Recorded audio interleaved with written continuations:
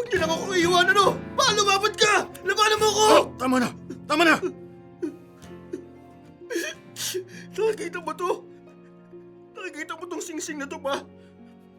Para to sa kanya. Ibibigay ko to dapat sa kanya nung mismong araw na iniwan mo si Mama. Dahil ang gusto lang naman ni Janine, assurance na hindi na ako maghahanap ng iba na mas bata sa kanya. Handa ako siyang pakasalan pa. Kaya please naman, please balikan mo na si Mama. Iiwan mo na si Janine. Mahal na mahal ko siya. Johan, Please naman. Nakikiusap na ako, parang awa mo na. Parang awa mo na, Pao. Nakikiusap na ako. Mahal na mahal ko siya. Huwag naman si Janine. Huwag siya. Maraming salamat sa sulat mo sa amin, Johan, at sa pag-share sa amin ng kwento mo. Nasabi mo nga, isang sikretong hindi mo ma-share kahit kanino. Alam nyo, living with a secret, you choose not to share. Naiintindihan ko yan, maaaring mabigat yan. Pwede yan makaapekto sa araw-araw mo, sa mga bagay sa buhay mo. But this is a decision that is yours to make. Lalo na, I hope kung nakikinig ka, Johan, alam mong mas malaki ang magiging mga epekto. Nakikita ko na alam mong mas malaki ang mga magiging epekto kapag ikwinento mo sa mama mo ang katotohanan. And sometimes, that can be something that either can set you free, di ba? It can set you free from the pain or the burden that you're carrying, or sometimes living with it. Parang for you, this is the decision na naisip mong mas gugustuhin mong dalhin. Kung ano man yon, ito ay desisyon mo. Mga kamorkada, wag natin to ikukumpara sa tipong meron tayong dinadalang sikreto na ayaw nating i-reveal pero hindi alam ng mga tao inaabuso na tayo, sinasaktan.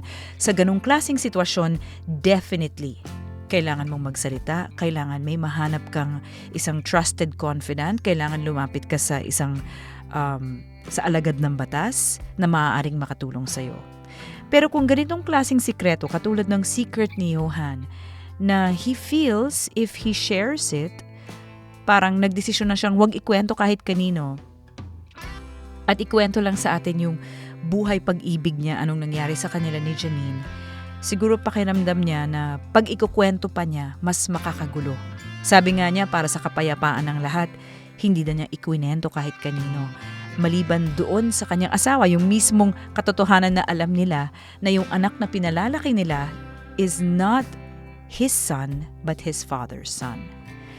In cases like this, I hope nakatulong kami dito sa Dear MOR sa'yo, Johan, sa kahit papaano, natulungan ka naming bawasan yung bigat. Dahil kahit papaano meron kang nakwentuhan. Dahil tandaan mo, nandito kami hindi lang para magbigay aliw, hindi lang kami nandito para maging kasama nyo pag nagpapahinga kayo o nagdadrive kayo o after a long day at work, gusto nyo makarinig ng kwento, narito rin kami para maging pahingahan nyo. Para makashare din kayo sa amin ng dala-dala nyong bigat. Because sometimes you don't have to carry things alone. And that's exactly my point, itong dinadala mo, sabi mo nga, hindi ka sumulat sa amin dahil humihingi ka ng payo, sumulat ka dahil gusto mo lang i-share. And siguro tayong lahat, meron tayong matututunan dito, na minsan kasi kapag wala kang mahingahan, malapitan, napakabigat. And this is where a true friend can come in and listen, or your spiritual life. Ayan. Kung ikaw ay isang taong hindi madasalin, kahit ano ba ang relihiyon mo, siguro this is a good time to start.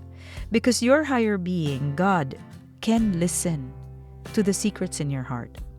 Kahit papaano meron kang spiritual na sandalan.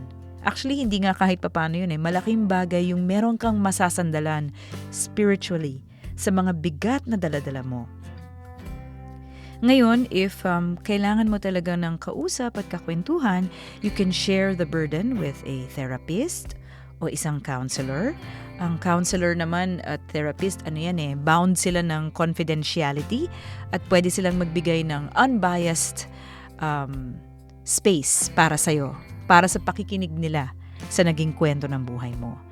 And speaking of your life, marami tayong matututunan dito, no? Mga kamorkada.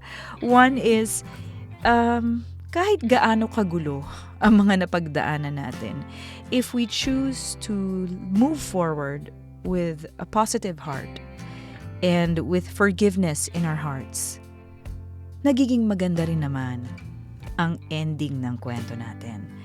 Of course, we're just human. Lahat tayo nagkakamali. Lahat tayo dumadaan sa mga desisyong maaari noon mukhang tama, pero pag naiisip na natin ngayon, mali pala yun.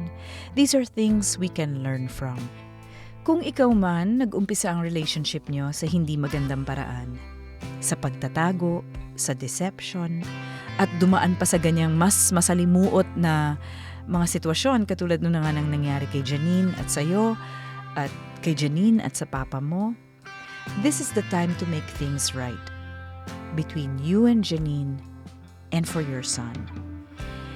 And if you one day consider telling your mom the truth, which is, this is your decision to make, makikita mo kahit for sure, malaki ang magiging epekto nito, malaki ang magiging consequence nito. Pero telling a secret can also lift that burden. But then again, tulad nga ng sabi ko, this is a decision only you can make. Ayan. And maybe the best thing to do right now is to live a good life in the best way that we can. Hindi naman natin mabubura ang nakaraan, pero pwede nating planuhin ng maayos at baguhin ang hinaharap. Our past does not define us.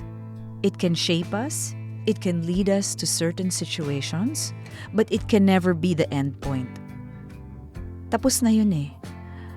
Ang nakaraan, hindi mo na pwedeng balikan, pero marami kang pwedeng matutunan sa naging nakaraan mo para ang iyong hinaharap mas mapapaganda mo pa. And this is what I wish for you, a stronger relationship with your wife, living in truth, 'di ba? Na mabubuhay kayo hindi sa kasinungalingan, hindi sa sikreto, hindi sa pagtatago. Kasi buong buhay nyo, pagtatago na lang eh. Mabuhay kayo na talagang buong-buo ang pagmamahal nyo sa isa't isa, ang pagmamahal nyo sa kapwa, at ang pakikitungo nyo sa mundo. Good luck and more power to you, Johan. At para sa ating mga Dear MOR dramatistas at ang ating Dear MOR team, again, maraming salamat sa inyo sa napakagandang kwento na binigyang buhay ninyo. And of course, sa ating hardworking sound engineers, our editors, our producers, you are the best. Dahil sa kanila, lagi tayong may napapakinggang Dear MOR. At syempre, ang huli kong pasasalamat, lagi naman sa inyo. Maraming salamat sa inyong walang sawang pagtangkilik. Thank you so much for always being here for Dear MOR. I'll see you next time sa susunod nating kwento. This is Miss M.